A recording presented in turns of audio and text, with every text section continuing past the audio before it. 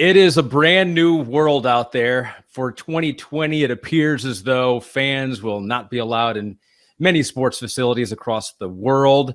And so that obviously changes the entire atmosphere inside of a stadium, but also changes the atmosphere for all of us watching at home. This is all things crowds. I got my buddies here with me, Jack Collinsworth. Hello, Jack. Good to see you again. Got Corey as well, Corey Robinson. So, guys, the Bundesliga, let's get right into it. They have experimented with this. Fox Sports 1 was the first American large broadcaster to pump in a significant amount of crowd noise. So I heard it. I didn't hate it. Corey, what'd you think? You're ambivalent about it? Yeah, I mean, from my perspective, I think it's an improvement. It's either crickets or crowd noise. So for me, like, I played in empty arenas. That's just called a practice, and it's not very much fun for anyone involved.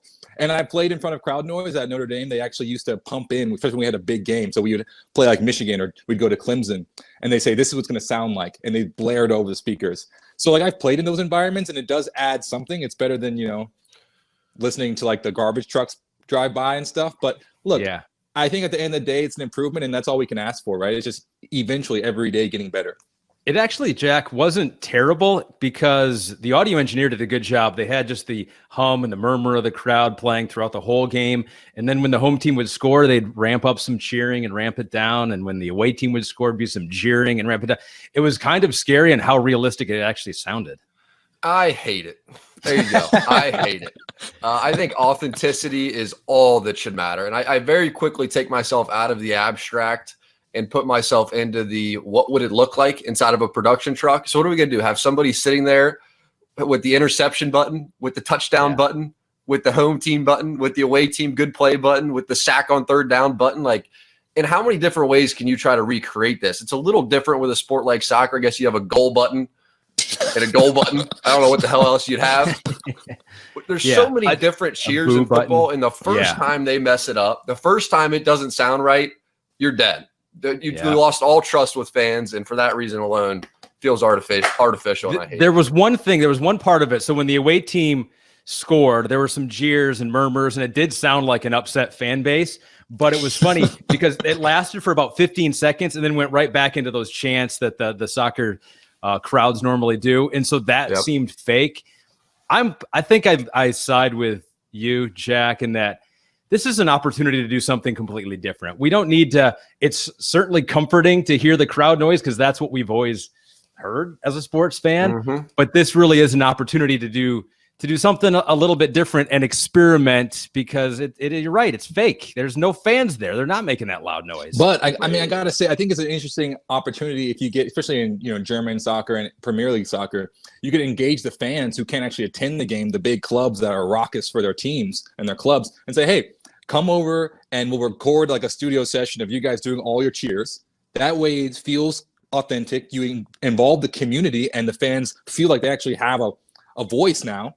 And then it actually is real. People do, it's not just like a random voice clip of just like, studio noise. It's actually your fans cheering for you. That could be interesting. Yeah. Well, the whole point of the crowd is to mask, the team's ability to communicate. Right. That's specifically to football. That's the point of the crowd. Make it hard for the offense to communicate. So if you're on the road, you can't talk to your receivers. You can't get the snap count. You can't talk to your offensive lineman. You can't change the play at the line of scrimmage, all those things. So what I think we should be doing is saying, so if we can't have a massing of communication like we typically would have in a game that has 80,000 people in attendance, why don't we just put the spotlight on the communication that we can now hear? Open up the mics, XFL this thing, go all access, delay it further, but let everybody hear everything. And then the broadcasters have them talking about specifically what they're hearing and what that means. That to me is way cooler than a light murmur buzz that we recorded 2 weeks ago and then played it underneath Jack, the broadcast. That's no offense, Jack, but I think that would be almost like, do you remember the Phil Mickelson was talking to Tom Brady and kind of explaining all like the geeky parts of golf?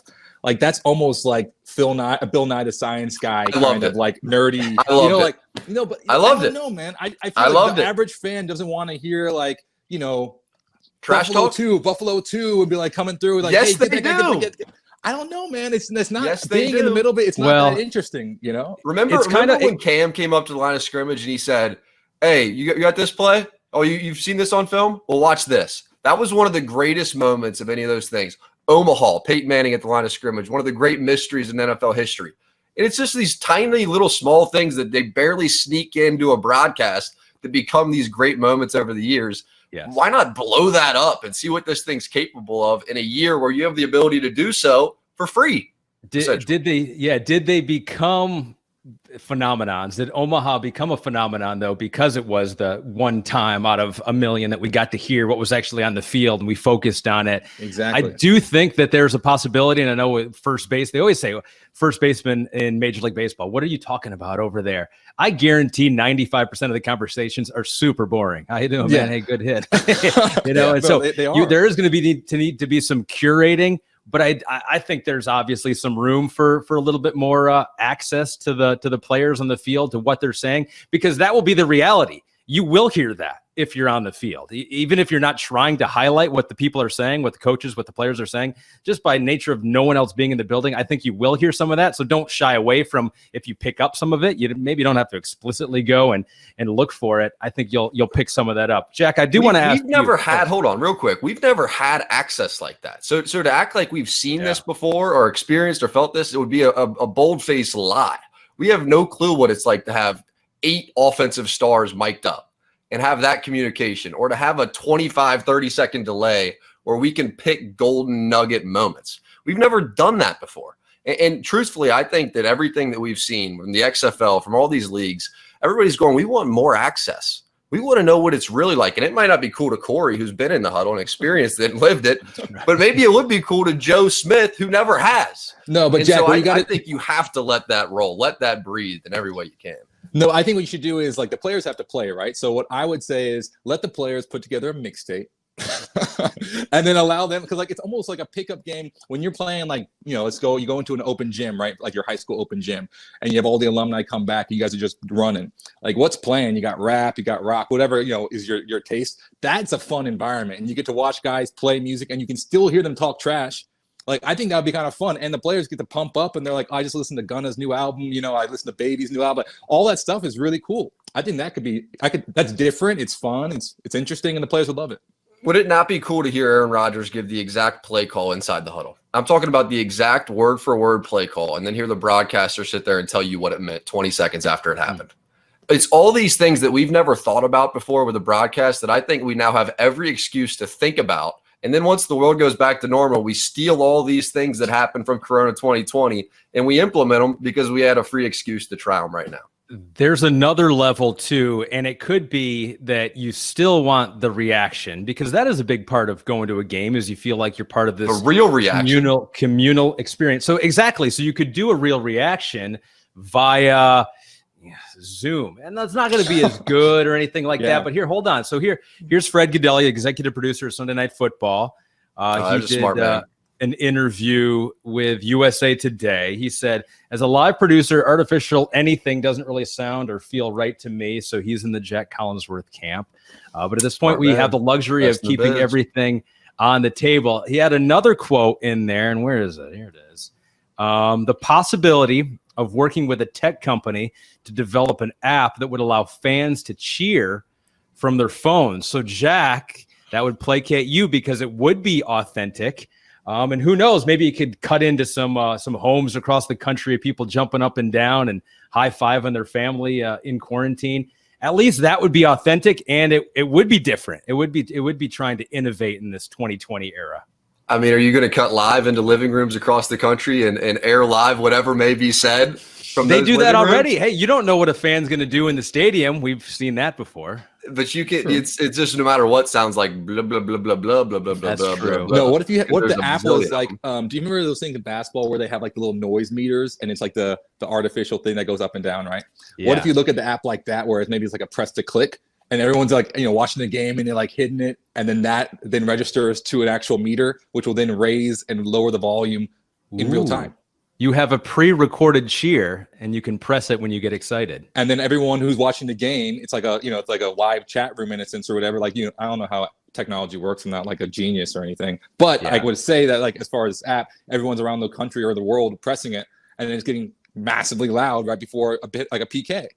To me, that's authentic. It allows fan engagement and participation. You can see your impact on the game in real time. You have the ability that Jack is worried about, this whole issue with communication. And I played, like I said, in front of fake crowd noise, and you still can't hear anything. So it still gives you that same element.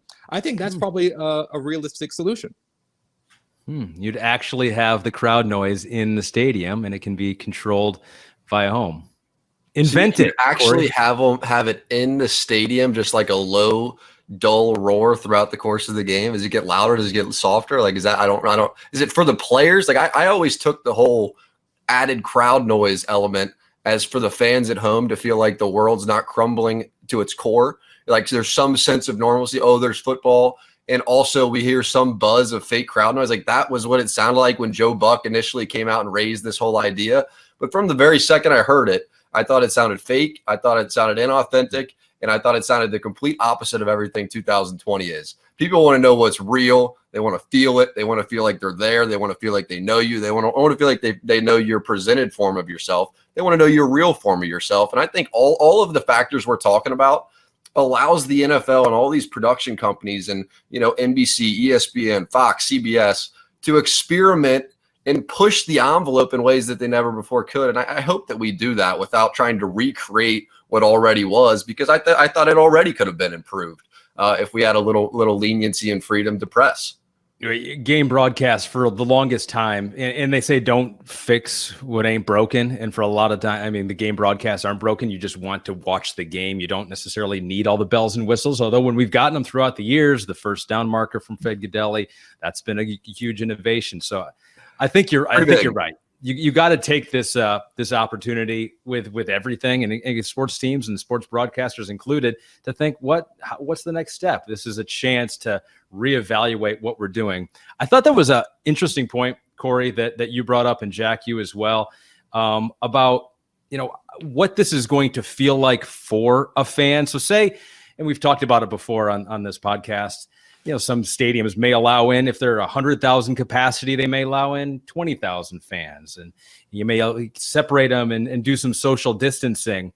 But Corey, it's like, would you want to go if that was going to be the situation? Because a lot of times a stadium of 100,000 fans only feels really cool when there's 90 to 100,000 fans there. If there's 20 or 30, it feels like you might as well just be back home and the atmosphere is dead. What do you guys think about that? This is my whole question. Everyone's talking about, like, how do we get back into sports? How do we get fans back into the stadium? And I think that is probably the most urgent question. But, we're on a podcast. We have the luxury to think what if scenarios like 20 steps down the road.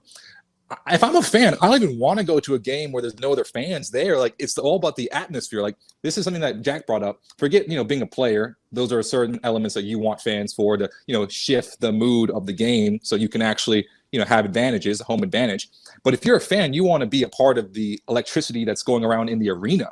And if it's like, you have your feet up on the row in front of you because it's entirely empty, it's empty, and you can't high five anybody, you can't leave your seat, you got to order food that's brought to you, there's no one within any type of distance to you, it's going to be like shuffled murmurs. It's going to be worse than the fake crowd noise. It's going to be like all of these displaced murmurs here or there.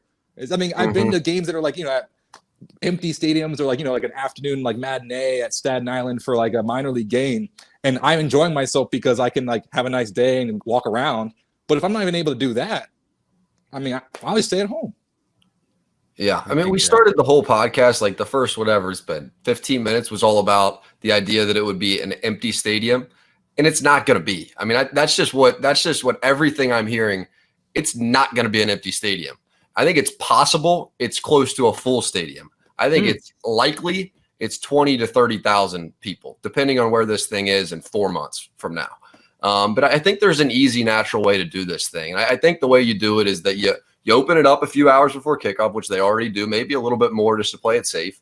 You fill the first rows first. It's mostly season ticket holders are going to get their first rights at this tickets. Predominantly that is families. So they're already been exposed to each other. They already live with each other. So you sit them together, you create 6 feet, you sit another family beside them. It's your season ticket holders, your most loyal customers, and then you fill the stadium upward. And then when you exit the game afterwards, you exit in the same way. Back rows first, and then you slowly exit everyone out so that nobody's exposed in or out of the stadium. And I think you have a natural crowd noise of 20, 30,000 people. Is it the same? No. Is it a compromise and you're still making some revenue off ticket sales? Hell yeah, it is.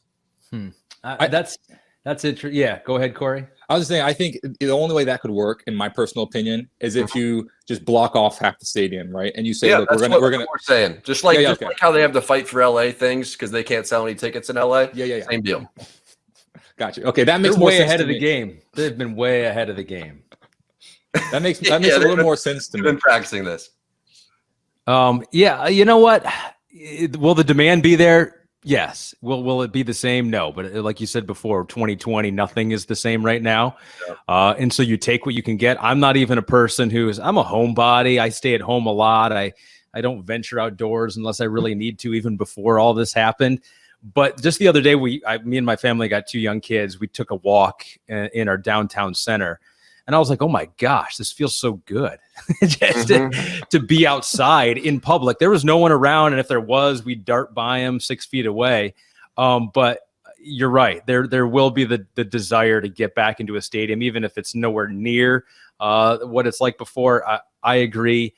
And I think it'll be interesting to see, how the protocols are in place for fans. Like, what do they need to do? Are they all wearing masks, Jack? And how do they accept that? Yeah, Ahmed, if you can pull up that mask picture, I know you're the master creator on this thing. Hold on. Yeah. What it made me think of just a little bit is, you guys remember in playoffs, there's the picture. That's a cool mask. That makes me feel like this guy's a tough, gritty, angry competitor. It just sort of feels like this football meets Halloween cool vibe to me. And all of a sudden you're going to have those 30,000 fans we were describing go, all of a sudden masks don't seem like there's something that I'm wearing that's a white protective something I'd walk into a hospital with. Now I look like a tough Philadelphia Eagles fan. So I think the branding of masks and the branding of people who wear them is so key, and we're already off to a bad start with regard to that, truthfully. But if the NFL can sort of fix that narrative, and you have 30,000 fans 6 feet apart, and they're wearing masks in and out of the stadium, first of all, it's going to look so cool on TV. If you're cutting to these shots of all these fans and they look like that, I mean, it's going to be all time. And so I think that's a safety thing that also can create a cool visual for fans at home. It's going to be like Tim Burton does football. It's gonna be like a Tim Burton movie, just all like Halloween out. But like, I think in New York and Brooklyn, like there's all these really cool like small companies making interesting masks, and they have like designer companies as well, like Louis Vuitton, all of them making different types of masks that are interesting. Like the designer masks and stuff, I get that, and I do think it would be interesting as like a fan thing to be able to participate and say, like I get to wear my team mask. That's pretty cool. I could definitely see that being like a huge thing in the audience. But once again, like I just don't think. I don't think the fan experience would be the same. I mean, think about trying to exit out of the arena after a few libations, right? Like that's going to be it's not going to be as orderly as you think, Is a libation a beer? What's a libation? Any alcoholic beverage, Yeah. Oh, I've never heard that word in my entire life. Okay. Well, yeah, we had to do that in those Greek philosophy classes I took in college. But yeah, man, it's the ones I couldn't get into. That's my man Corey right there. Big brain over here. Nah, man. But using that just to sound like you, bro. Whatever. But I do say this though, Jack. I think it'd be tough because like think about like trying to exit out of an arena, right? Like after 4 hours, 5 hours of tailgating and watching a game, no one's going to be as orderly, and then social distancing policies go out the window. Even like when we saw professionals on the golf course, they're still high-fiving each other, fist bumping each other. They're still like getting close to each other, and they're sober, and and that's like you said, that's one of the most naturally socially distant sports. So I just think as a fan, I don't know if it's ever going to be. I don't know. I don't think it'll be the same. It's going to be hard. Yeah. How do you? Yeah. Everything. I don't think it'll be enjoyable. Now. That's my thing. It's like I don't even know unless you're that sports starved. Like if you're talking to like such a desperate audience where there's like we'll do anything. I think that's different.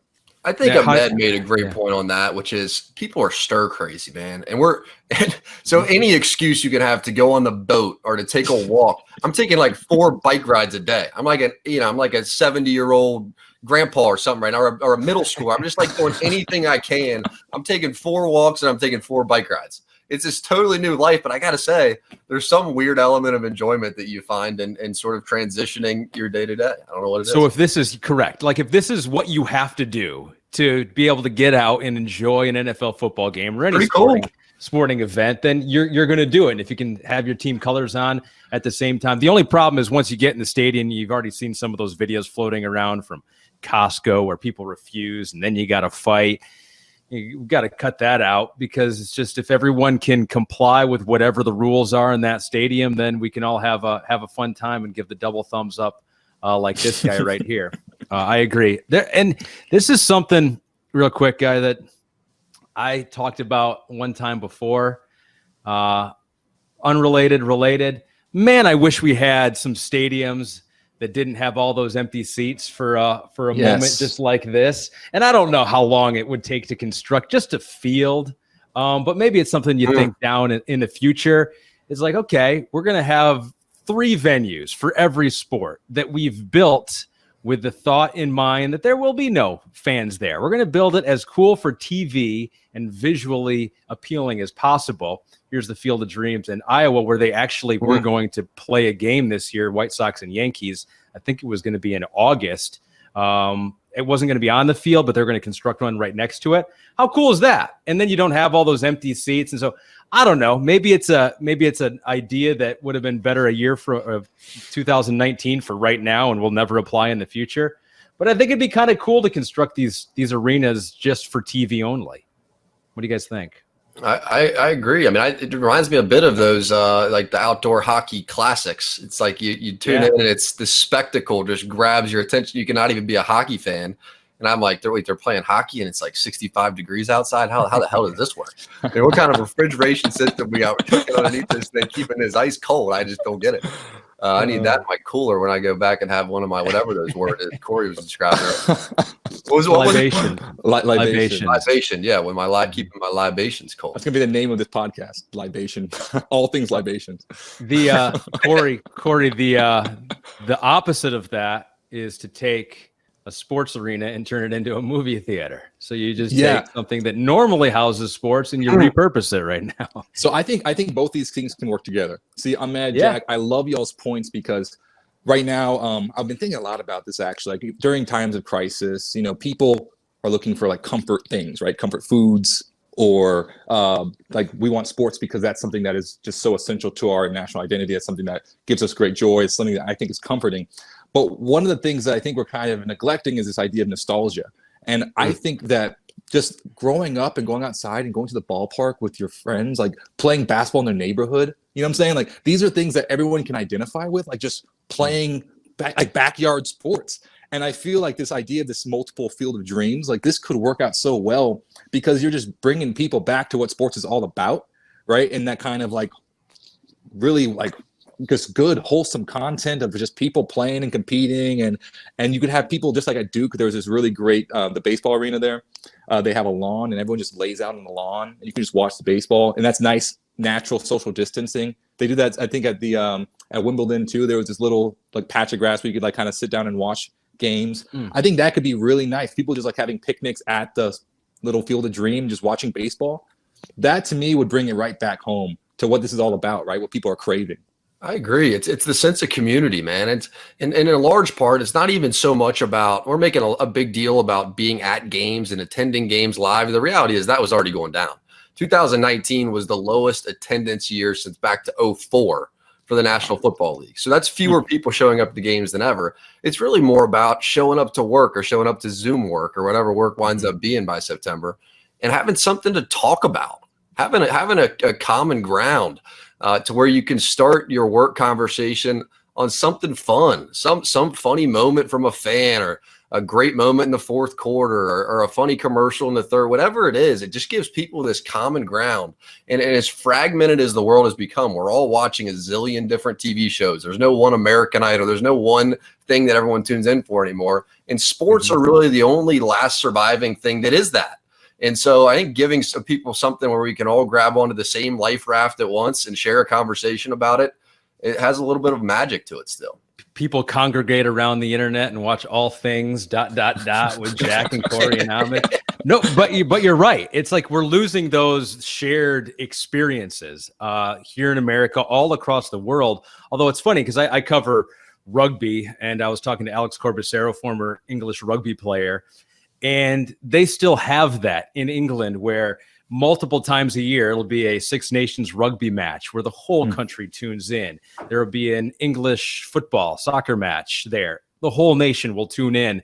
And sports is, you're right, that last thing. You know, Academy Awards perhaps is up there too, but not quite like the Super Bowl and everything else like that. So how do you continue to bring everyone together if they're apart? And I think we've seen some of the technology lacking in that respect. It's obviously not going to feel the same. It's like, oh, we'll hang out on Zoom as opposed to all being in the same room and having a Super Bowl party.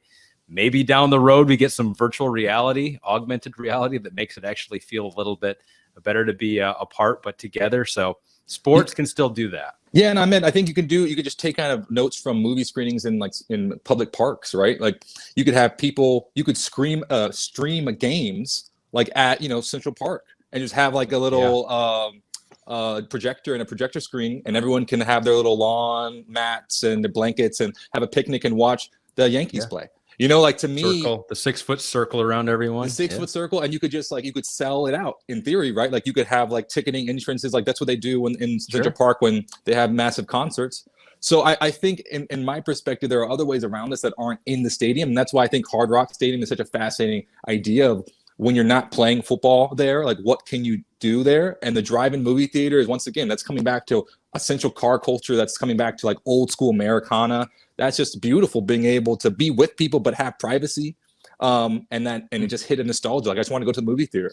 So I think that all of these things can work together to create different revenue opportunities for these leagues and for these stadiums that can still provide authentic fan experiences.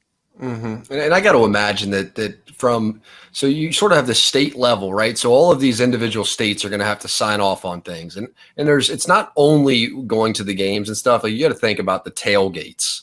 That also creates that community. Now back to the libation, that's a whole nother issue that you have to worry about, and a less controllable issue. Now people go to the bars before games. People go to restaurants before games. People go to restaurants after games, bars after games. All of the things that happen after that. And after a few drinks, and now in May, and probably more so the last 3 months before we got to the end of May, and really as we entered June, we were really good about social distancing. We were really smart about how we did this. Now, Memorial Day weekend showed that we can be not so smart too. And I've driven by some bars, and I've seen the way that they're doing things and the way they're trying to separate and the way that they're trying to do all this. Now, as that fade over the summer, let's say the coronavirus numbers go down, and let's say the social distancing fades, and now let's say there's some return when we get back to the fall, are we going to be able to flip that switch right back on? Or as a civilization, is it too far gone? I mean, I think all of those questions, the reality is that we're so far away. I mean, it's like over 4 months, so much is going to change. And so having the conversation right now is honestly it's tough knowing that many variables still exist. All we have to do, Jack, and it's easy, just all get on the same page. If we can just all get on the same page in America in 2020, we're going to be good. So it's like snap of the fingers. So let's, guys, you want to reminisce real quick back to when there were crowds and some of the best environments, some of the loudest environments out there. I was just doing a little perusing on the internet. So this isn't the nostalgia part of it, Corey, where it's like, oh, let's think back to when times were good and people could go to games. I just got chills, man. That makes no sense. You talked about big crowds and parties at games, and I got chills. I mean, I give you some idea how long this quarantine's been. So I've never been there, but it has the Guinness Book of World Records for loudest stadium, Arrowhead Stadium in Kansas City. Jack, have you been there? I never have. No? I never have. No. Corey? Neither have I. But I feel like the NFL arena that I'd want to go to is Buffalo. Oh, Buffalo. You know what I'm saying? I feel like that's Yeah. because that's the one. I feel like it's not necessarily about how loud a place gets. And because, like I grew up going to games at like Kyle Field, it's 100,000 plus. Sure. But it's not about the thing that makes Kyle Field special is the 12th man. Like those everyone in the crowd knows what to say, when to say it. Everyone's swaying, everyone's involved. So it's almost like I'd rather have a smaller arena that has better or just like a crazy fan base than like a really loud place. Because I don't think loudness is as compelling. I had that in Oakland. Oakland, the A's had that. Not many fans. They're far and few between, but they're loud. And out there in the bleachers, they make a ton of noise. I think you're right. That's a unique atmosphere, but still nothing compares to the loud stadiums. Jack, what's the loudest venue you've ever been in? When they had the first night game at Michigan, and Corey can attest to this as well. I hearing stories from my brother too. He said that when they ran out for the opening kickoff, because it was the first time that they put in lights, so it was the first night game ever at the Big House, I think, right? If I'm remembering that story correctly. Yeah. And he said he ran out there, he was on kickoff and the opening kickoff, and he's standing there, and they sort of do like the whole thing, getting ready to run down the field. And he's like, my feet are shaking. And all of a sudden I'm going like, am I nervous? Like I've been nervous all year for a kickoff. I know it's the Big House, but what's going on? And he looks down at the ground, and the whole ground is trembling like this, like it's an earthquake. Wow. And that was 110,000 whatever plus, and just, fired up to be there at nighttime. And Michigan doesn't always get that loud. I feel like it's sometimes like very quiet, wine and cheese, 100,000. So it's cool to see them all go crazy. For me, this was so weird. So it was back when I was working in Michigan and I was covering Michigan State basketball, and we travel around just a little bit. had heard nothing about this arena before I went in there. To this day, still the most my ears have hurt after leaving it. The Kohl Center in Wisconsin, watching the Badgers play there. I don't know what it was, if it's the design of the building, but I got out of there and my ears were ringing for at least like 30 minutes afterwards. Probably very dangerous. I think that's real with the design of the stadium, though. The Seahawks Stadium out there in Seattle has that sort of where the stadium sort of over arcs the crowd just a little bit on the side, and wings the sound's ability to escape, and just sort of echoes right back down in there. And I think that the 12th man knows it too. There's a great shot of it. See how it just holds that sound in there. There's really nowhere for it to escape to. And that 12th crowd knows it. So then they crank it up even louder. And back to Corey's point, I think they're really smart about knowing when sound can really affect an offense. Yeah, I think for me that the two coolest experiences, fan experiences in general, one is the hockey games at Notre Dame at Compton. They were just spectacular. I will never forget those games. And after every time the Irish scored a goal, everyone in the entire crowd would chant, "You let the whole team down." And it was like, but it would just like roar for minutes. And everyone was just like pointing at the goalie, "You let the whole team down." And I was like, this is so intimidating. I was like, I would hate to play here. It was one of the coolest experiences, and I love being a fan of Compton. So that's probably my favorite, like, loudest venue that I've been to, because it's very tiny and packed. But I think the most respectful crowd and the most, like, talk about chills. I went to Wimbledon for the first time. And Wimbledon is like, even the approach to Wimbledon, because it's like an hour and a half outside of London. So you have to like take a train, and you get there and it's all hallowed ground and it feels hallowed. There's like no advertisements, no TVs. And you go into the arena and it's just like everyone's wearing hats and blazers and women are wearing dresses. And it's almost like being transported 100 years in the past. And you can hear the tennis ball hit the grass. Like you can, like, when like everyone's so respectful, like the guy starts to serve and you can hear every pound, and like you can hear his breath. And I was thinking, this is the craziest experience ever. It's a different environment at the U.S. Open. In New York. The U.S. Open is a lot more fun. A little more raucous. It's like that with golf. I've said for years, I love those events. There was one in Michigan, the Buick Open for years, where I forget what hole it was a part of 3, I think 16.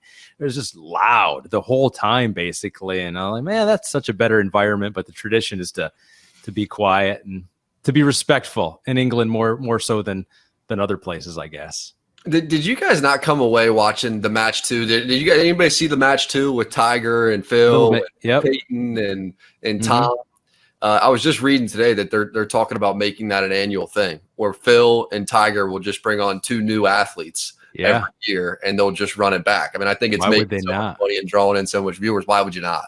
I think they're going to do that. But I thought that really marked a best case scenario of the power of a crowdless broadcast, if that makes any sense. Yeah. We finally found, and partly because you have some of the best characters ever in the history of sport. I mean, those are some big names that understand the entertainment value with the game. But if we have guys like reality TV, I think the first few weeks you're going to go, this is a little eerie, this is a little strange. You guys are a little uncomfortable, and they're afraid to have a Sam Darnold gotcha moment. But once we get past those first couple of weeks, just like on a reality TV set, how guys get more comfortable and all of a sudden they're themselves. I think that progression will now start to become the Match 2-esque, and we may unlock a new era of sport. I'd love it. All right, guys, well done. That is all things crowds. There's nothing else to discuss. We covered it all in about half an hour. Hi, I'm Mike Tirico, and thanks for watching. Make sure to hit subscribe for the latest news and highlights from NBC Sports.